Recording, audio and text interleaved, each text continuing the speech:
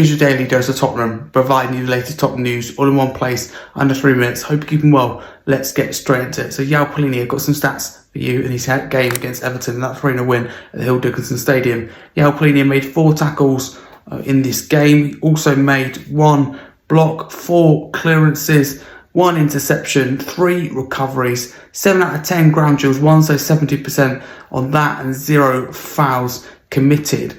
So Tottenham hold their own. Yeah, they find themselves now in the top 3. Spurs are in 3rd place with 17 points from 9 games and 10 goal difference.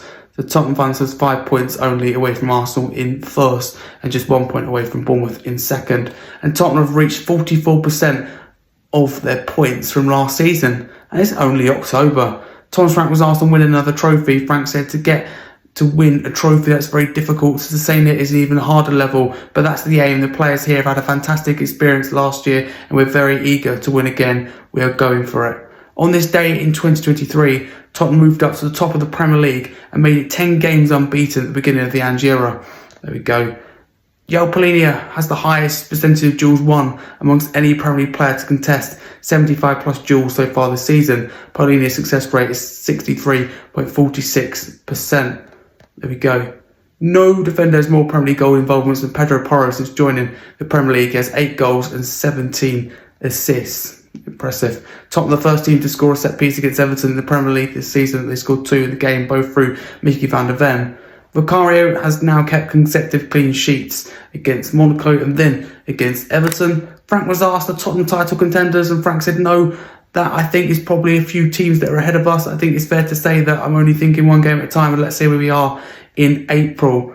Frank generally on Tottenham's 3-0 win then away at Everton. Frank said very, very happy with that. I think overall a very solid performance, especially pleased with the first half. I think we're very good in phase 1, good in phase 2, more passes, controlled the game more in phases in general. The second half was a little bit more of a dogfight at times. Going here to Everton, which is against a very good team, well set up by David Moyes and a very good home crowd. They've been unbeaten here so far.